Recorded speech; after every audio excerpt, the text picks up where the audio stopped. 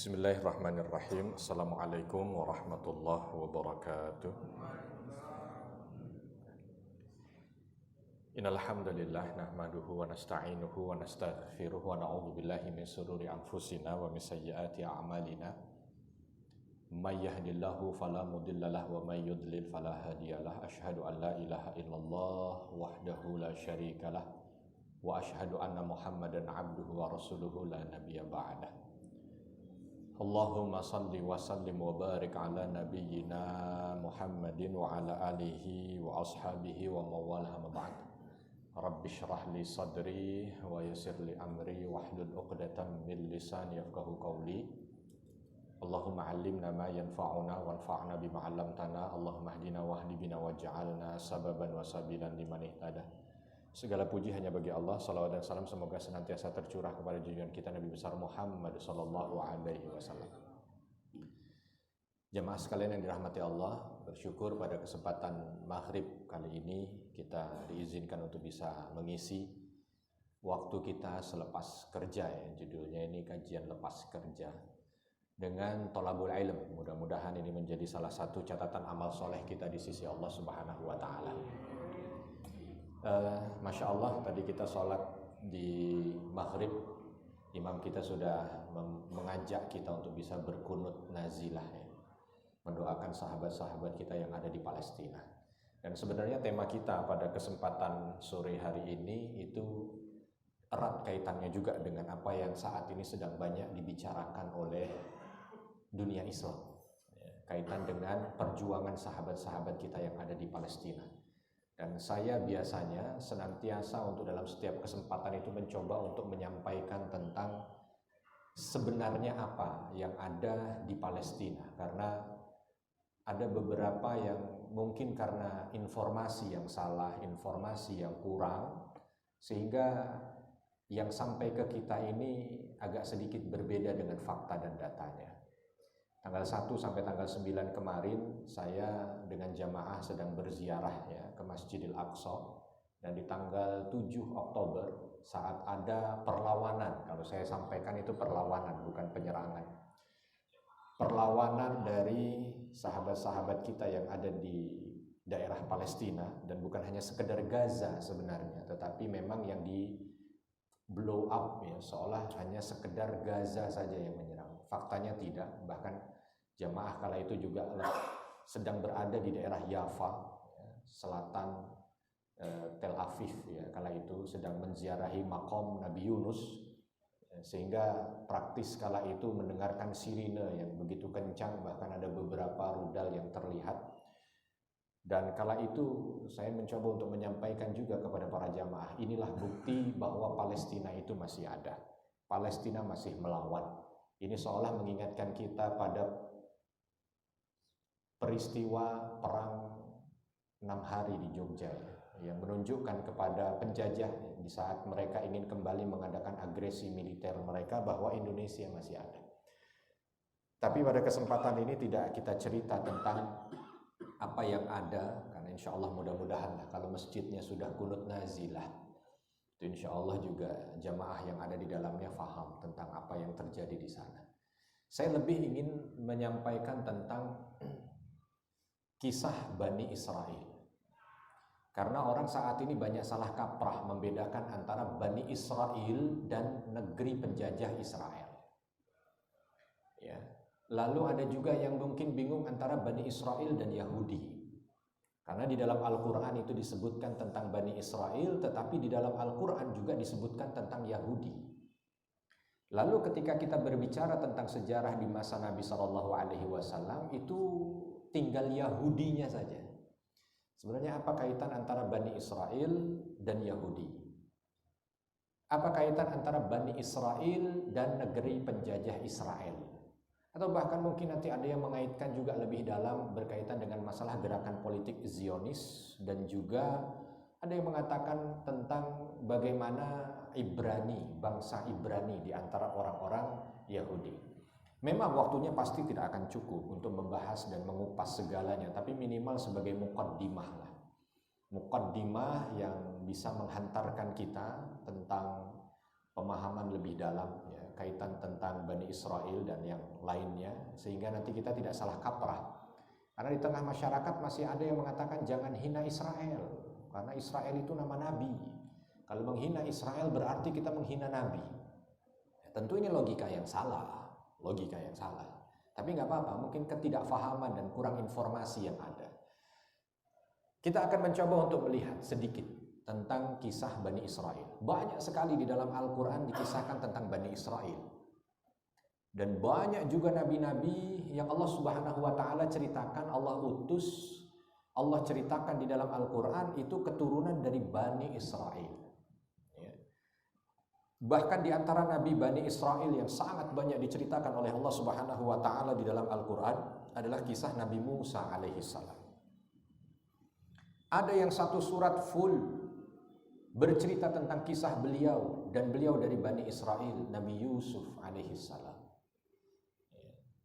Maka Bani Israel ini menjadi concern di dalam Al-Quran. Padahal kalau kita lihat Allah Subhanahu wa Ta'ala banyak turunkan para nabi, yang tentunya ini bukan semuanya juga dari Bani Israel ya, tetapi hanya dari 120.000 nabi dan rasul yang Allah ceritakan di dalam Al-Quran hanya 25 saja. Dan 25 ini kalau bisa dibilang mayoritas Bani Israel ya. Allah Subhanahu wa Ta'ala utus mereka alaihimussalam dari Bani Israel dan untuk Bani Israel. Lalu siapa Bani Israel? Di dalam Al-Quran, ketika Allah Subhanahu wa Ta'ala berbicara tentang Bani Israel, ada Allah Subhanahu wa Ta'ala puji Bani Israel. Tetapi ada Allah cela Bani Israel. Beda dengan Yahudi. Ketika Allah Subhanahu wa Ta'ala menceritakan tentang Yahudi di dalam Al-Quran, tidak ada lain kecuali celaan. Ya, ini yang lebih rajih. Karena ada beberapa yang mengatakan tidak, beberapa ayat mengatakan pujian, tetapi tidak langsung spesifik, hanya dengan kalimat alladzina hadu, bukan dengan kalimat Yahudi. Ada Allah Subhanahu wa Ta'ala puji mereka dengan kaum yang diberikan kelebihan dari kecerdasan. Kaum yang taat kepada Allah Subhanahu wa Ta'ala. Tapi perlu kita tahu ini Bani Israel, bukan negeri penjajah Israel. Ada yang juga menyebutkan ketika Allah Subhanahu wa Ta'ala memberikan janji sebuah tanah untuk Bani Israel. Benar, tetapi itu bukan negara penjajah Israel. Bani Israel. Bani itu anak keturunan. Ya. Biasa di dalam budaya orang Arab itu biasanya dia ada kabilah, ada bani. Itu nenek moyangnya siapa, bawah-bawahnya disebut bani. Ada Bani Hashim, Bani Abdul Muttalib, ada Bani Abdi Manaf, ya, ada Bani Khalaf, ada Bani macam-macam. Itu di zaman ketika Quraisy ada, dan itu budaya Arab. Semua ada, bahkan sampai sekarang. Kalau di Arab itu bahkan kekuatan mereka dalam berkeluarga dengan sebutan bani, artinya bahasa kita itu anak cucu fulan gitu ya, anak cucu siapa, bani siapa tergantung. Itu saking kuatnya mereka itu punya sistem persaudaraan yang luar biasa, sampai punya rumah sakit sendiri. Sehingga orang-orang kalau dari bani itu datang ke rumah sakit itu gratis. Ada tempat pertemuan sendiri. Dan ternyata ini budaya sampai sekarang. Nah, zaman dahulu ternyata juga ada, karena Allah Subhanahu wa Ta'ala ceritakan tentang Bani Israel, anak keturunan Israel. Siapa Israel? Kalau Bani Israel berarti anak keturunan Israel. Israel ini adalah salah seorang nabi. Bapaknya nabi, kakeknya nabi. Anaknya nabi. Jadi ini Masya Allah ini nabi. Dia punya bapak nabi, kakeknya juga nabi. Bahkan bukan hanya sekedar al-usul, ke atasnya itu yang mulia dari nasab, tapi al-furu' ke bawah juga. Anaknya juga nabi. Ya. Bahkan nanti anak keturunannya itu yang akan menjadi nabi-nabi yang Allah Subhanahu wa Ta'ala utus. Bapaknya Ishak alaihissalam, kakeknya Ibrahim alaihissalam. Anaknya Yusuf alaihissalam. Siapa kira-kira? Siapa? Yakub alaihissalam. Nabi yang kita bicarakan dari Bani ini adalah Bani Yakub. Ketika beliau lahir, beliau ini lahir kembar, tapi lahir setelah kakaknya. Ya. Kakaknya kala itu Nabi Ishak alaihi salam lama tidak punya keturunan, lama. Dan ketika punya anak, beliau lahir kembar, laki-laki. Yang pertama beliau beri nama Esau. Ya. Lalu yang anak kedua lahir setelahnya diberi nama Yakub. Maknanya dari segi bahasa, Yakub ini artinya datang setelah.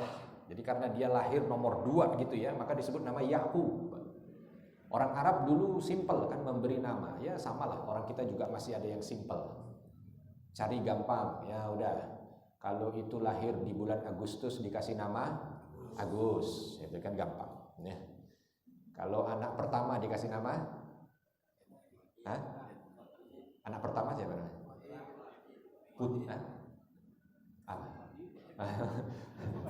Ya tergantung daerah ya. Nah, ada yang namanya Ali.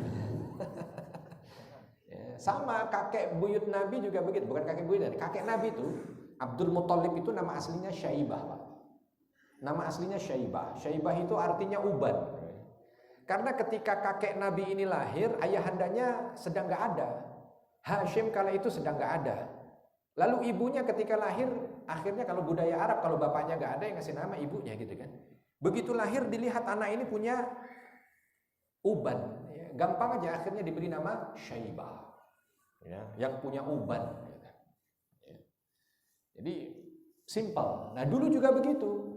Nabi Ishak ketika punya anak yang kedua dikasih nama Yakub. Di antara riwayat yang mengatakan Aqibah itu datang setelah. Atau ada yang mengatakan Aqibah ini artinya memeluk, karena kondisi ketika lahir memeluk lututnya. Ada yang mengatakan memeluk lutut kakaknya. Di antara riwayat yang ada. Berjalan waktu, banyak kisah tentang Nabi Yakub, tapi kita tidak bicarakan tentang Nabi Yakub secara spesifik ya, waktunya tidak cukup. Tapi intinya banyak kisah, karena Nabi Yakub ini termasuk nabi yang dramatis gitu. Banyak kisah-kisah yang dramatis dari beliau. Ya, dari pengangkatannya menjadi nabi, ya, seolah di beberapa ajaran dalam kisah Israiliyat punya orang Yahudi dan Nasrani itu ada kisah-kisah yang dramatis. Lalu ketika menikah, ya beliau ini punya 4 istri, yang 4 istrinya ini dinikahinya juga dramatis. Datang ke pamannya yang ada di daerah Babylon kala itu, karena ayahandanya minta kalau kamu mau cari istri datang ke tempat nenek moyang kita di Babylon, datanglah ke sana. Lalu dia datang ke rumah pamannya, kala itu masih diperbolehkan menikahi saudara gitu ya. Lalu ketika datang ke pamannya, bilang sama pamannya, saya mau menikahi anakmu. Ya, ada anak yang kedua namanya Rahil atau Rachel bahasa ininya. Tetapi oleh pamannya itu tidak diperbolehkan, nggak bisa. Kalau kamu mau menikah, nikah dengan anak pertama saya, namanya Lea. Ya. Tetapi kala itu Nabi Yakub tidak mau. Ya udah kalau nggak mau nggak nikah. Tapi karena cintanya kepada yang nomor 2 ini, akhirnya nikah juga lah dengan yang nomor 1. Baru setelah itu diperbolehkan nikah dengan yang nomor 2. Ya, kalau sekarang dalam syariat Islam tidak diperbolehkan menikahi 2 saudara kandung. Di syariat kala itu boleh. Jadi menikahlah dua saudara ini kepada Nabi Yakub alaihi salam. Nah biasanya kalau istri itu 1 aman. Tapi kalau istri 2 ribut. Maka rumusnya, katanya saya juga nggak tahu, dicarikanlah nomor 3 supaya tidak rame. Maka yang istri nomor 1 yang Lea ini mencarikan untuk Nabi Yakub istri ketiga, yang nyarikan istri pertama. Tapi yang dicarikan adalah mantan budaknya yang bernama Balha. Akhirnya dinikahkanlah. Ternyata istri nomor 2-nya nggak mau kalah. Kalau istri pertama ngasih hadiah istri, maka istri nomor 2 mau ngasih hadiah istri juga, dikasih juga lah budak juga, namanya Zalfa. Jadi Nabi Yakub ini punya 4 istri. Memang Nabi Yakub ini nabi yang banyak kisah-kisah yang dramatis ya dalam kehidupan beliau. Sampai akhirnya punya anak juga, anaknya yang punya prahara sendiri yang sampai ya macam-macam lah.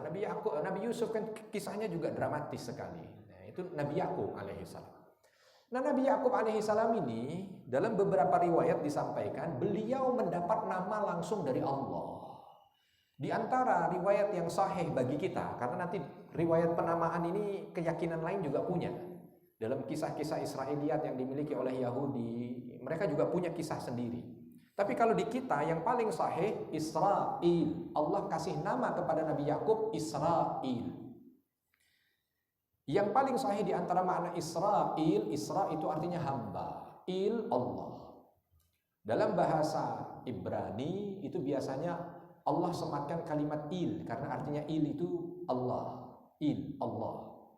Maka ada Ismail, Nabi Ismail, artinya Allah mendengar. Kenapa? Nabi Ibrahim berdoa minta keturunan, Allah belum kasih, sampai akhirnya dikasih.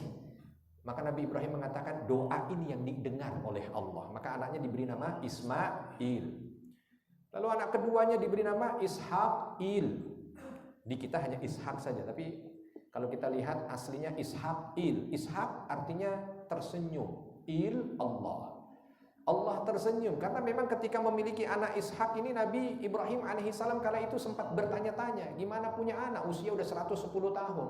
Istrinya Sarah sudah usia hampir 100 tahun. Itu bersamaan malaikat ketika datang ke Nabi Ibrahim itu memberikan dua kabar gembira, dua kabar ya, satu kabar gembira, satu kabar mengerikan. Kabar gembira Nabi Ibrahim akan punya keturunan.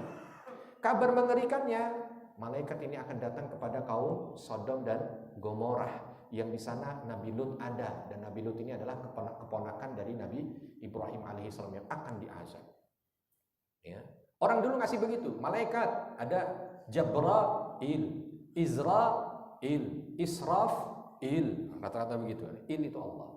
Nah, Nabi Yakub alaihissalam mendapat gelar dari Allah. Jadi diberi nama oleh Allah Subhanahu wa taala Israil. Yang paling sahih artinya adalah hamba Allah. Ada yang mengatakan Isra ini artinya perjalanan. Il Allah. Jadi hamba Allah yang suka melakukan perjalanan kemana-mana. Karena memang kisahnya dari Nabi Yakub ini nggak stay di satu tempat. Pergi sana, pergi sini, jalan sana. Bahkan beliau sendiri nanti yang akan diperjalankan oleh anaknya Yusuf alaihissalam ke Mesir. Meninggal di Mesir. Ternyata nanti beliau juga sudah meninggal, masih dibawa pergi lagi oleh anak keturunannya, tulang belulangnya dibawa menuju ke Palestina lagi, ke Hebron, dimakamkan di sana. Makanya kita lihat makamnya Nabi Yakub alaihissalam ini ada di Hebron, di Palestina.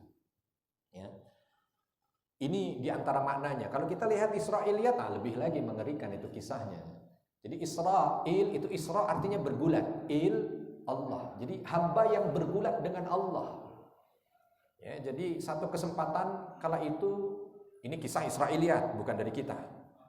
Allah Subhanahu wa taala berubah menjadi makhluk gitu ya, lalu bergulat dengan Nabi Yakub, Allah kalah.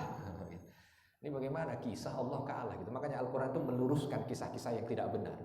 Lalu di situ akhirnya Allah mengatakan engkau adalah hamba yang mampu untuk mengalahkanku. Gimana? Makanya disebut diberi nama gelar Israil. Sekali lagi ini adalah kisah-kisah atau kisah yang terakhir ini adalah kisah Israiliyat. Maka yang paling sahih berkaitan dengan Israil maknanya adalah hamba Allah. Isra hamba il Allah. Dari situ beliau mendapat nama Israil. Anak keturunannya itu disebut Bani Israil. Ada berapa? Ada 12. Istri pertama kasih 6 anak. Ruben, Simon, Lewi, Yahuda, dan 2 yang lain lagi. Kita sampaikan Yahuda karena ini yang nanti insya Allah dalam kisah kita akan kita tuturkan agak detail. Lalu dari Balha, Zilfa, 2 budaknya ini juga melahirkan keturunan. Dan dari Rachel 2 anak. Jadi jumlahnya ada 12. Dari Rachel atau Rahil itu ada 2, Yusuf dan Benyamin. Makanya nanti Bani Israel dalam perjalanan mereka hanya menerima nubuwah atau orang yang diangkat menjadi nabi itu kalau dari darah birunya. Dari darah biru itu berarti ada 8. 4 dari Lea, istri pertamanya, dan 2 dari Rahil. 8. Kalau yang 4 ini dari 2 budaknya itu seolah bukan darah biru. Karena walau diperistri oleh Nabi Yakub, tapi dia asal muasalnya adalah budak dari istri pertama dan keduanya. 12 anak ada. Dan 12 ini diceritakan oleh Allah Subhanahu wa taala dalam surah Yusuf. Ketika Nabi Yusuf lahir, sudah agak sedikit besar, cerita mimpinya kepada ayahnya. Nah, ini masyhur sekali. Cerita ini masyhur. Inilah kisah Bani Israel. Nabi Yusuf termasuk satu di antara 12 anak keturunan Nabi Yakub atau Bani Yakub atau Bani Israel. Kisahnya yang masyhur, Nabi Yusuf dibuang. Ya, Nabi Yusuf dibuang. Lalu ketika Nabi Yusuf dibuang, ditemu. Banyak memang kisah di sini yang perlu untuk diperdalam, tapi kita tidak bahas itu. Dibuang, ditemu, lalu dibawa oleh para pedagang menuju ke Mesir. Di Mesir Nabi Yusuf menjadi budak. Tapi ketika menjadi budak, diangkat menjadi anak oleh salah seorang wali Mesir. Tapi ternyata Allah uji dengan perempuan yang ada di sana, masuk ke dalam penjara. Dan ketika masuk ke dalam penjara, Allah berikan kemampuan beliau untuk mentakwil mimpi. Tapi ketika ada orang yang dekat dengan beliau di sel, dengan beliau satu sel, 2 orang itu yang ditakwilkan mimpinya, nanti disampaikan, kalau kamu keluar ingatkan ya kepada rajamu bahwa di sini ada orang yang terzalimi. Singkat cerita, ketika keluar dia lupa, tidak menyampaikan kepada orang-orang bahwa di dalam sel ada Yusuf yang terzalimi. Tetapi Allah ingatkan kembali dengan kisah yang masyhur juga. Ternyata raja kala itu atau orang yang pernah dekat dengan Nabi Yusuf di dalam sel itu menjadi orang dekatnya raja. Dan raja kala itu yang memimpin Mesir, dia bermimpi. Mimpi ada 7 sapi kurus makan 7 sapi gemuk. Bingung itu raja. Lalu dia panggil orang-orang dekatnya. Nah, ketika dipanggil orang dekatnya, penasehatnya dan apa yang ada, orang dekatnya itu nggak ada yang bisa ngasih arahan, tafsiran, takwil yang mengena di beliau. Raja Mesir ini. Ini Raja Mesir ini pas di masa Nabi Yusuf itu pas bukan Fir'aun. Ya. Rajanya namanya Heksos. Lah, Fir'aun kemana Ustaz? Fir'aun bukan tidak ada. Fir'aun sudah ada sejak zaman Nabi Ibrahim. Buyutnya Nabi Yusuf tuh Fir'aun sudah di situ. Karena Nabi Ibrahim ketika ke Mesir jumpa dengan Fir'aun. Kala itu Fir'aun masih menguasai Mesir. Tetapi ketika perjalanan-perjalanan, Fir'aun kala itu mampu untuk dipukul mundur oleh satu dinasti dari perbatasan Arab dan Babylon, ya, atau Mesir dan Babylon, namanya Heksos. Ini raja mampu datang ke Mesir dan mengalahkan Fir'aun di masa sebelum Nabi Yusuf. Akhirnya dia dipukul mundur ke selatan. Sehingga Fir'aun kala itu tidak lagi tinggal di Mesir, dia tinggalnya di arah selatan. Disitulah Mesir dipimpin oleh raja yang adil, bijaksana. Di masa itu jugalah Nabi Yusuf ada, dan itu yang diceritakan di dalam Al-Quran. Maka orang yang dekat dengan raja yang dulu pernah satu sel dengan Nabi Yusuf ini bilang, kalau belum ada dari penasehatmu yang bisa memberikan tafsiran yang memantapkan hatimu, saya punya. Dulu, ini saya jadi ingat gitu. Dulu waktu saya di sel, saya mimpi. Dan teman saya juga mimpi. Kami sampaikan kepada dia karena kami lihat dia ini orang baik. Maka kami datang kepada dia, tafsirkan mimpi kami. Yang satu ditafsirkan begini, mimpiku ditafsirkan begini. Begitu kami keluar, terbukti semua. Mungkin orang itu bisa bantu kamu. Maka raja ini bilang kepada orang ini tadi, kalau gitu coba kamu sampaikan mimpi saya kepada dia. Kalau memang jawabannya membuat saya ini yakin, mantap, baru kita panggil. Akhirnya orang ini datang kepada Nabi Yusuf. Diceritakan bahwa rajaku begini. Nabi Yusuf mengatakan, itu maknanya akan ada 7 tahun engkau akan panen raya. Tapi diikuti 7 tahun berikutnya engkau akan paceklik. Maka bersiaplah untuk itu. Jangan sampai masa paceklikmu menghancurkan rakyatmu. Disampaikan ke raja. Di luar dugaan raja yakin dan mantap dengan tafsiran ini. Oh, ini nih yang benar. Akhirnya apa? Raja minta panggil Yusuf. Dipanggil. Ditanya apa kesalahanmu sampai engkau begini, dijelaskan. Ya, ceritanya yang banyak dikisahkan oleh Allah Subhanahu wa taala dalam surah Yusuf itu. Akhirnya Nabi Yusuf diminta untuk menjadi perdana menteri. Kalau begitu pimpin Mesir. Supaya dalam 14 tahun ke depan sesuai dengan apa yang kau takwilkan, Mesir mampu untuk tetap baik. Dan ternyata betul. Begitu tahun pertama, kedua, ketiga, keempat, kelima, sampai tahun ke-7 panen raya. Nggak pernah panen seperti itu Mesir. Mesir panen raya. Oleh Nabi Yusuf ditahan 2/3. Yang 1/3 dimanfaatkan. Begitu selesai, masuk tahun ke-8, paceklik mulai. Tahun ke-9, ke-10, ke-11 barulah kerasa. Tapi karena sudah ada tabungan, rakyat Mesir aman. Karena diambil 2/3. Dan ternyata negeri sekitarnya, Palestina, Afrika Tengah, Arab, pada gelimpangan semuanya. Banyak mayat-mayat karena musim paceklik yang sampai mereka nggak bisa mendapatkan air, nggak bisa mendapatkan gandum, nggak bisa mendapatkan apa-apa. Termasuk paceklik itu masuk di rumahnya Nabi Yakub alaihissalam yang ada di Palestina. Maka kala itu semua orang datang ke Mesir supaya apa? Dapat bantuan. Nabi Yusuf tidak mengambil setengah tadi, yang ditabung 2/3. Artinya secara teori kalau pacekliknya 7 tahun masih ada tabungan. Maka kala itu Nabi Yusuf izin kepada raja, sisa ini kita berikan kepada negara sekitar. Raja setuju. Oke, bagi. Di antara yang dibagi adalah saudara-saudaranya yang 11 itu. Dan itu yang diceritakan di dalam Al-Quran. Begitu datang ini saudaranya yang 11, Nabi Yusuf tahu, oh ini saudara saya. Maka diceritakanlah kisahnya bagaimana akhirnya semua saudaranya balik lagi, ya akhirnya diminta juga, akhirnya ketahuanlah bahwa itu adalah Yusuf. Dan ini Nabi Yakub yang tadinya buta akhirnya saking gembiranya bisa melihat lagi.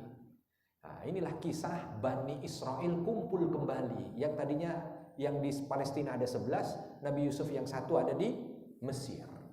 Tetapi dengan kejadian ini Allah pertemukan lagi mereka. Yang 11-11-nya, yang jahat 10 aja. Karena satu Benyamin adiknya Nabi Yusuf ini gak ikut-ikutan. Ya, yang iri 10, tapi 10 ini bertobat. Akhirnya mereka semuanya minta maaf juga kepada Nabi Yusuf, minta maaf juga kepada ayahandanya, sehingga mereka ini menjadi keluarga yang baik-baik lagi. Maka Nabi Yusuf kala itu minta agar ayahnya dan saudara-saudaranya yang 11 itu semuanya hijrah ke Mesir. Akhirnya mereka semua hijrah. Inilah hijrah pertama Bani Israel. Hijrah pertama Bani Israel dari tanah Kanaan, kala itu namanya, ya Palestina itu Kanaan, menuju ke tanah Kipti yang ada di Mesir. Berangkat mereka ke sana. Ya, Kipti sampai sekarang juga masih Kipti kan, bahasa Inggris Kipti tapi gantian ejaannya jadi Egypti, ya, itu Kipti. Berangkatlah ke sana.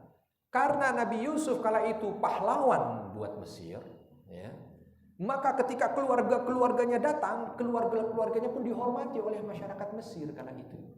Oh, ini adalah keluarga Nabi Yusuf, Nabi Yusuf tinggal kalau sekarang itu daerah namanya Al-Fayyumi, ya, Al-Fayyumi, Al-Fulailah, Al-Fayyumi, ya.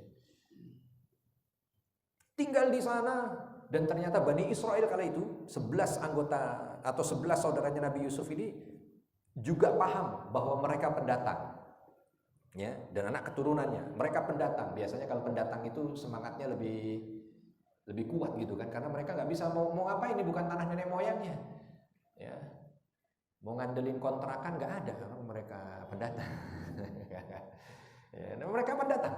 Akhirnya apa? Mau nggak mau mereka harus kerja. Kalau nggak kerja, ya nggak bisa itu. Nah, terkenallah Bani Israel yang tadi ini pendatang menjadi orang yang memang seolah panutan gitu. Jadi bukan Nabi Yusuf aja ternyata di mata orang Mesir. Oh, ternyata yang fulan ini juga bagus, fulan dan anak keturunannya bagus. Jadi nama mereka itu harum di masa Nabi Yusuf. Begitu Nabi Yusuf meninggal, mereka tetap bagus. Kenapa? Karena mereka sudah jadi. Ada yang menjadi panglima perangnya dinasti Heksos. Ada yang menjadi pedagang ulungnya. Ada yang menjadi ulama besar dalam ilmuwan segala macam. Tetapi pengganti raja berikutnya ternyata makin lemah. Nah, ketika di titik lemah ini, Fir'aun yang ada di selatan yang tadi diusir, ternyata di sana makin kuat. Maka Fir'aun kala itu punya keinginan untuk mengambil kembali daerahnya. Maka dia siapkan kekuatan yang cukup, dia serang Mesir. Menang Fir'aun. Ketika menang, seluruh dinasti Heksos dibunuh. Harta yang dimiliki dirampas. Bani Israel kala itu yang pro dengan Raja Heksos, dinasti Heksos, termasuk yang kalah. Nah, Bani Israel ini menjadi rampasan perang. Semuanya jadi budak. Di sini asal muasal Bani Israel menjadi budaknya Fir'aun. Makanya kalau kita lihat kisah langsung di Nabi Musa, Bani Israel sudah pada menjadi budak. Bukan dari awal mereka di sana jadi budak, enggak. Ini muasalnya. Nah, ketika mereka jadi budak dan tidak diusir, tidak dibunuh, karena Fir'aun tahu ini Bani Israel ini di saat dia menyertai dinasti Heksos, ini kerajaan maju ini. Mereka ada yang mampu bikin ini, maka mereka ada yang mampu bikin ini, mereka yang bisa. Ini perlu diperdayakan. Maka tidak dibunuh itu Bani Israel. Tetapi sambil dia memberdayakan Bani Israel, bersamaan dengan itu Fir'aun ini ketakutan. Kalau saya berdayakan, memang sih saya dapat bantuan ini dari budak-budak ini. Tapi ada kemungkinan nanti mereka ini memberontak. Karena yang menjadi budak ini mantan jenderal, perang. Yang jadi budak ini insinyur. Yang jadi budak ini pernah jadi juragan, ya, saudagar. Waduh. Tapi masih berganti Firaun berikutnya, ketakutan itu ada. Berganti Firaun berikutnya, makin jadi. Sampai ada satu masa Firaun yang bermimpi bahwa kekuasaannya itu diambil.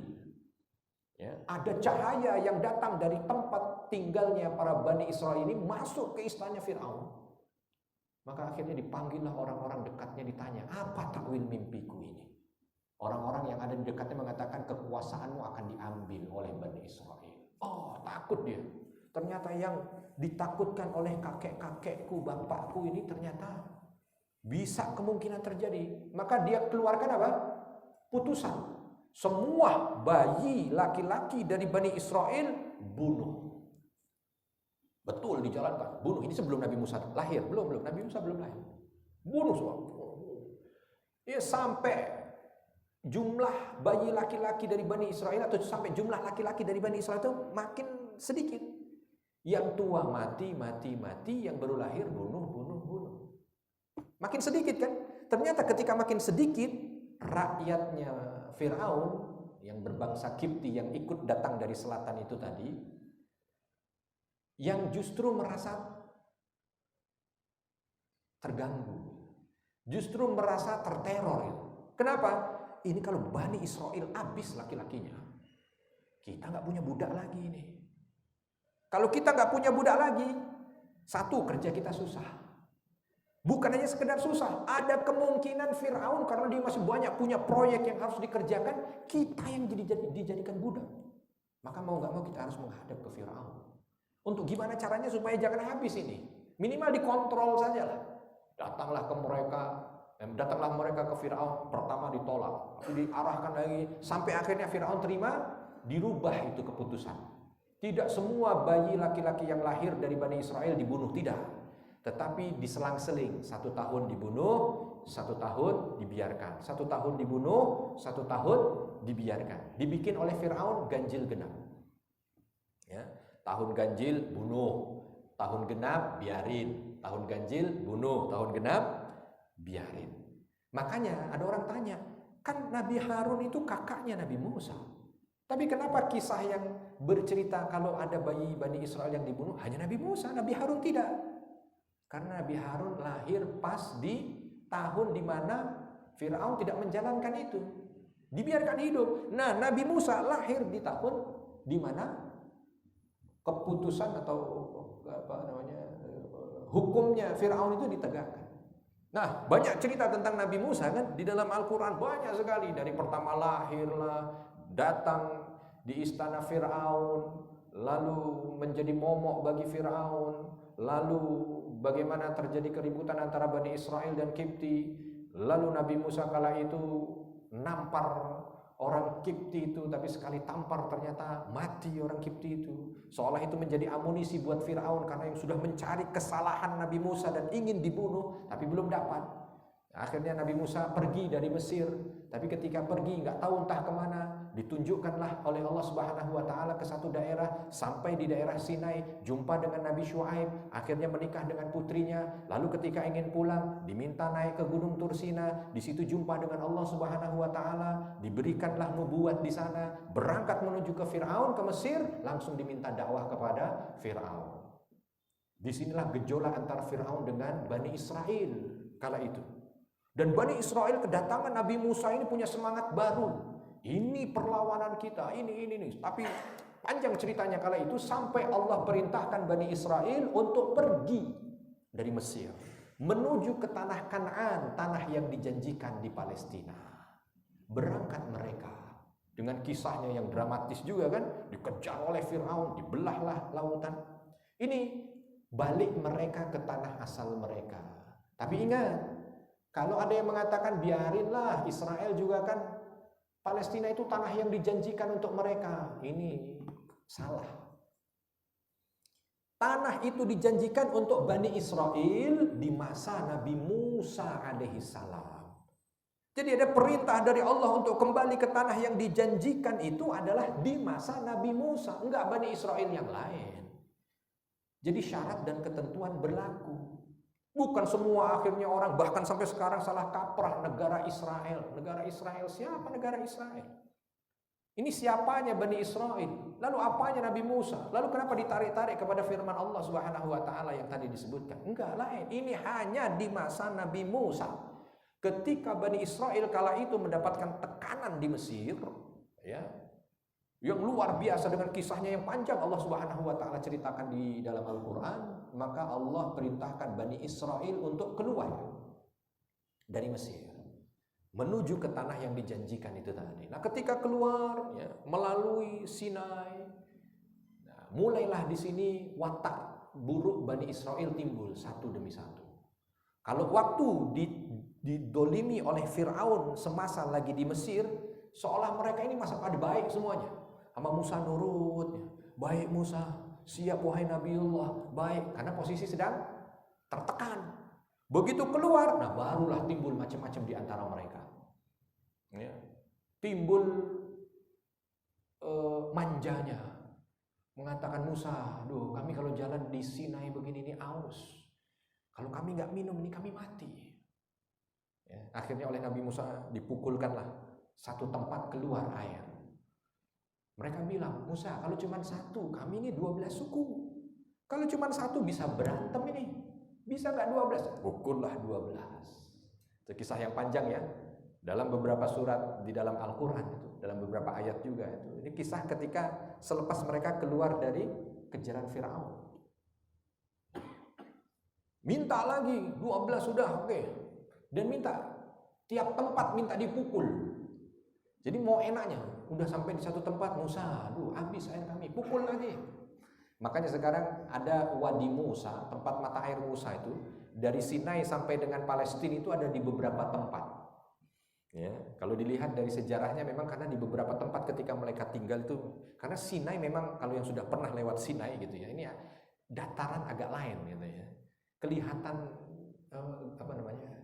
gersangnya, kelihatan kayaknya susah hidupnya, kelihatan macam-macam lah. Sampai sekarang juga nggak tahu apakah memang masih dibuat seperti itu atau apa. Kalau kita nampak tilas perjalanan Bani Israel ya dari Mesir menuju ke Kanaan. Sampai di perjalanan itu habis makanan, Musa minta tolonglah sama Tuhanmu, turunin makanan dari langit. Diturunin oleh Allah. Manna wassalwa. Oh, makanan dari surga.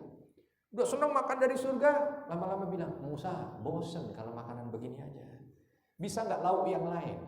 Gitu ya. Terus minta lauknya yang dulu pernah kami makan aja lah di Mesir itu. Minta adas, basol, bawang, apa segala macam ya. Sampai Nabi Musa di situ diceritakan marah kan. Bagaimana atas tabdiluna? Apakah kamu mau mengganti makanan yang datang dari surga begitu baiknya diganti dengan makanan yang biasa kamu makan di Mesir? Kalau begitu pergi aja kamu ke Mesir. Nabi Musa begitu. Nah, Nabi Musa ini, Bapak Ibu, itu kalau sudah marah, semua Bani Israel langsung diam. Nah, ini kelebihan Nabi Musa yang tidak dimiliki oleh Nabi Harun. Karena memang fisiknya itu luar biasa. Nanti kita akan cerita bagaimana kisah beliau dengan Samiri. Ya. Itu kalau sudah marah begitu, semua langsung diam, gemeter.